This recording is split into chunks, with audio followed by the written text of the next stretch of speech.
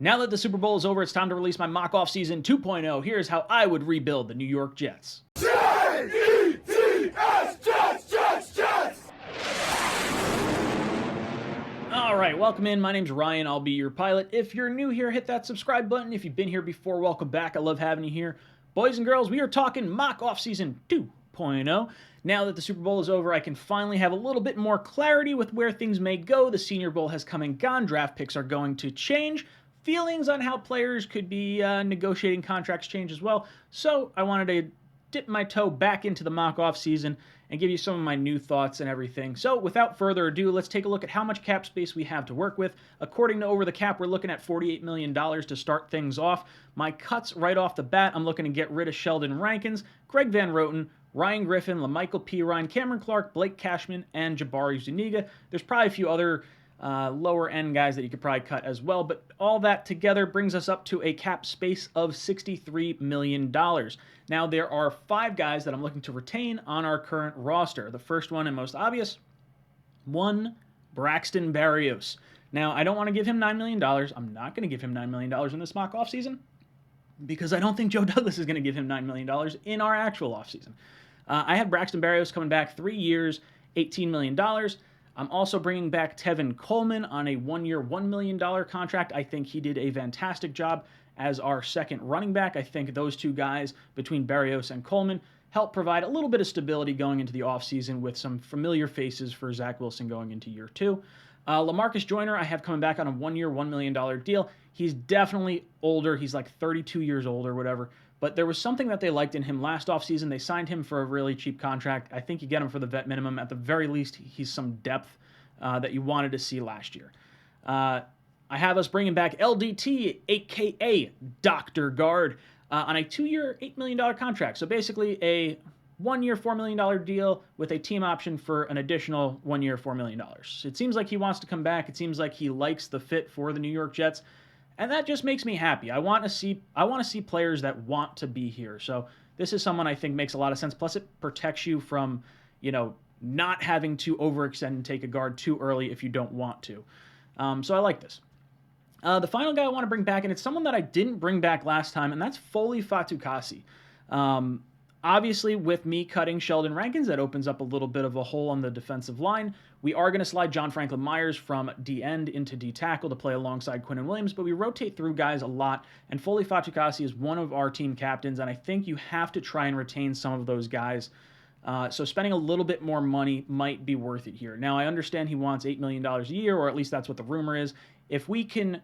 we were going to pay Sheldon Rankins $6 million if we had held on to him. We only saved the $5 million. But if we can meet him in the middle and say, hey, you come down from $8 million, we'll go up from $6 million, we'll meet you at the middle at 7, 3 years, $7 million, retain a team captain. I think it's good for team chemistry and it's good for team morale to see that happen. And he's one of the best run stuffers in the league. So you don't want to blame him for the dysfunctioning of like the entire defense as a whole because he was a solid player for us.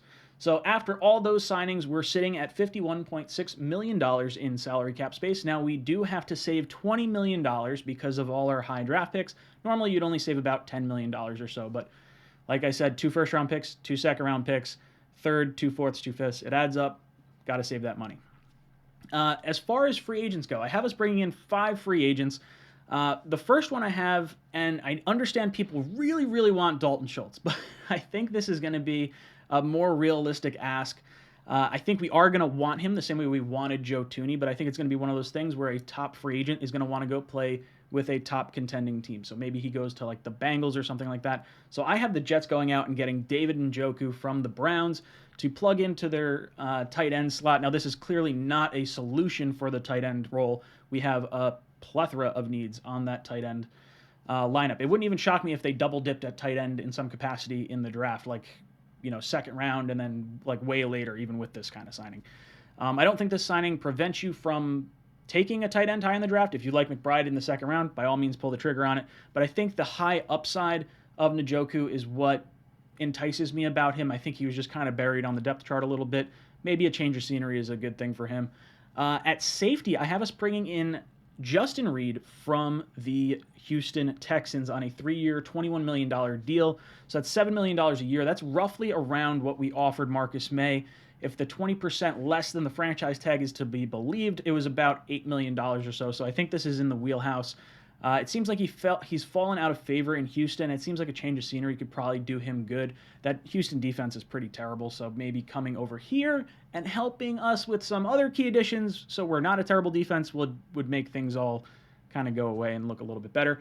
At cornerback, I do have us bringing in Donte Jackson from the Panthers, 2 years, $10 million.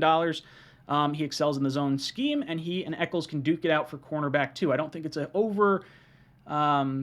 reach on the cornerback room. I had us taking Carlton Davis initially, but I think that's a really high-priced guy. Look, I love J.C. Jackson. If I get J.C. Jackson, I would sign up for that in a heartbeat, but I think he's going to get like $20 million a year, and I think the Patriots are going to try and franchise tag him before allowing him to walk to their division rival. So, unfortunately, not overly exciting, but Jackson, I think, provides some solid depth and competition here.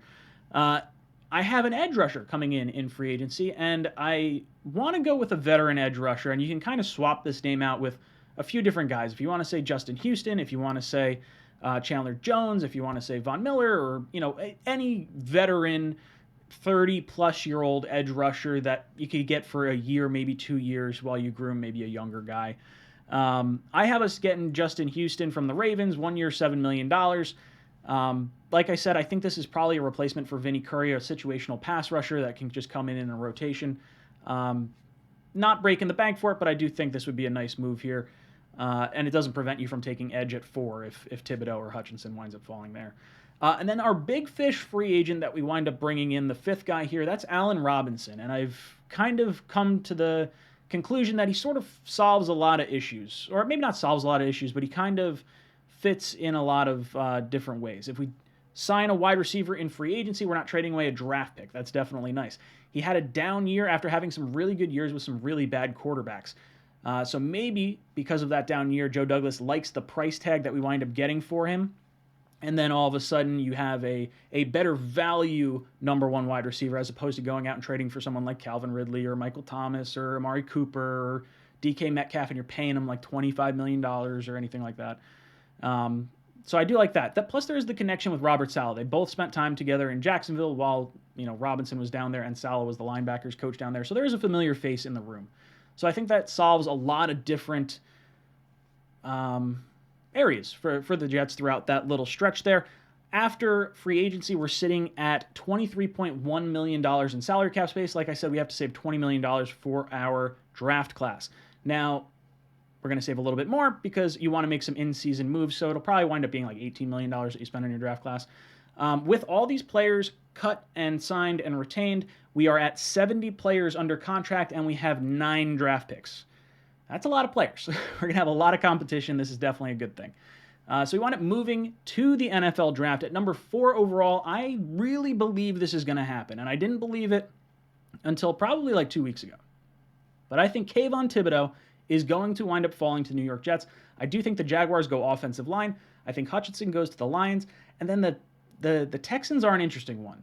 They obviously could go edge rusher for sure, but I think they could also go Hamilton. I think they could also go offensive line. I think they could trade out. I think they could, have a quarterback, like trade out and have a quarterback go in front of us. So there's a few different situations, and I do think THIBODEAUX ends up falling to the New York Jets. He's 6'5", 258 pounds, out of Oregon, number 1 overall high school recruit, consensus top 5 pick. He had 49 tackles, 12 tackles for a loss, and 7 sacks. This guy would be the elite edge rusher that we have been missing for so long. I mean, literally since John Abraham in like 2005 was the last time we had a really good 4-3 edge rusher. I mean, we've been in the 3-4 for so long that it's hard to compare it, but we really need the edge rusher for sure. At number 10, I'm going a different route. I think I had us taking a wide receiver last time. This time, I'm going O-line because I like O-line early in this draft to give you the positional flexibility to help out with Mekhi Becton, with George Fant, with Connor McGovern, and all the uncertainty going there. You got to decide on Becton's 5th-year option at the end of next year. I have us taking Kenyon Green, the guard out of Texas A&M. He's 6'4", 325 pounds. He is a 2-time consensus All-American. He played all 3 years at Texas A&M, and he has positional flexibility. He has literally played every single position across the offensive line, mainly guard and tackle, but he did take 1 snap at center, so Literally positional flexibility. That's something that Joe Douglas and Robert Saleh really worked out at the Senior Bowl. They had guys working all over the offensive line, so I think they definitely value that highly. At number 35, this is no shock to anyone. This is Trey McBride, tight end out of Colorado State, 6'4", 260 pounds. This guy was the top tight end in college football this past year. He graded out as the highest overall in college football, not just the highest in this particular draft class. He had 90 receptions, 1,121 yards, and 1 touchdown.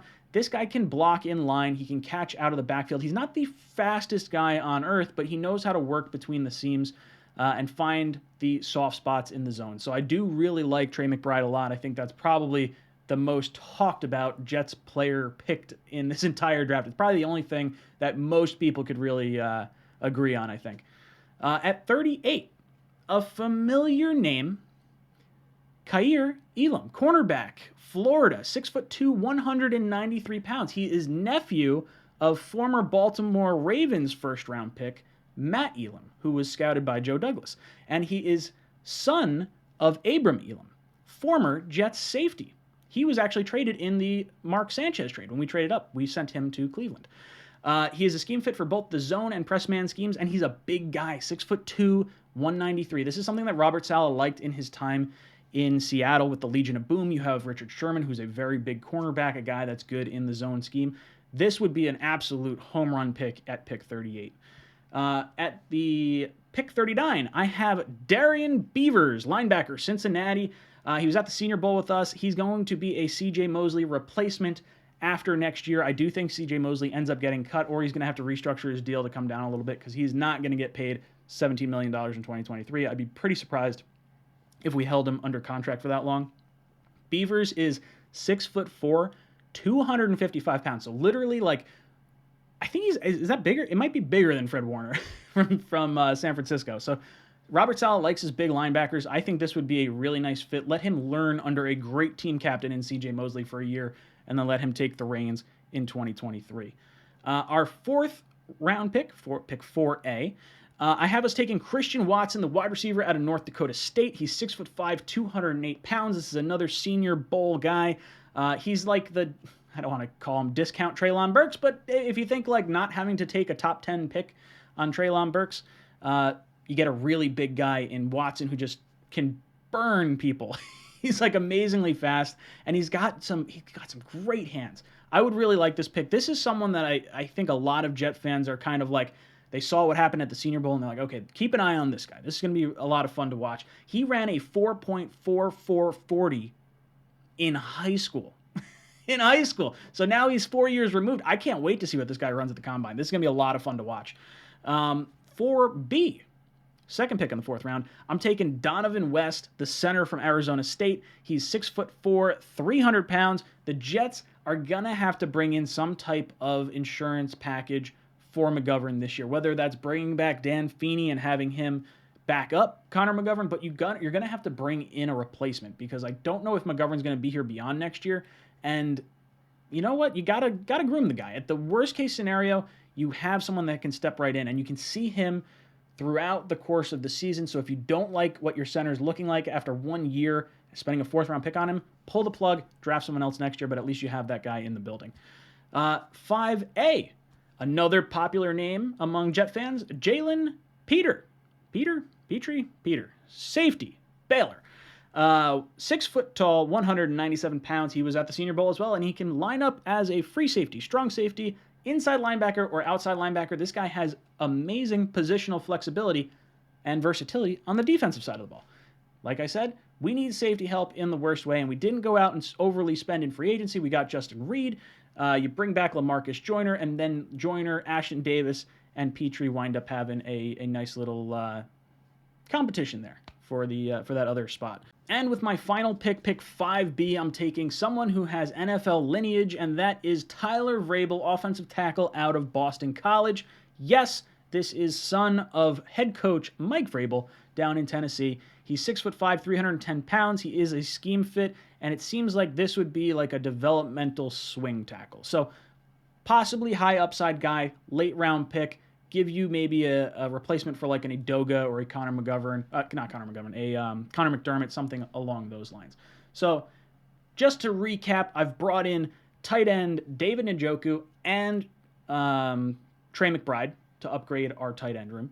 We've brought back LAMARCUS JOYNER, Justin Reed we signed in free agency, and we added JALEN PITRE in the draft. That's 3 safeties that we brought into our defense.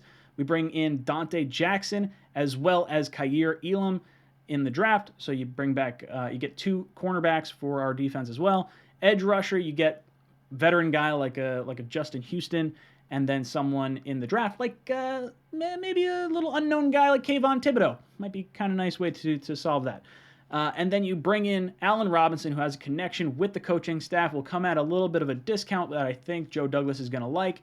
And you bring in someone like Christian Watson, who has phenomenal upside, because you're not really going to have a ton of receivers on the field at the same time. I do have us bringing back BRAXTON BERRIOS. So you're talking I'm retaining BERRIOS plus bringing in Allen Robinson and Watson. So there's a lot of I shouldn't say familiarity. There's a lot of options coming into this offense. You got the 2 tight ends, 3 wide receivers coming back. I like this. I think it makes us a better team. Let me know your thoughts in the comment section down below. Do you like this mock offseason? Would you go a different route? Let me know everything in the comments down below. And as always, go Jets. Jets!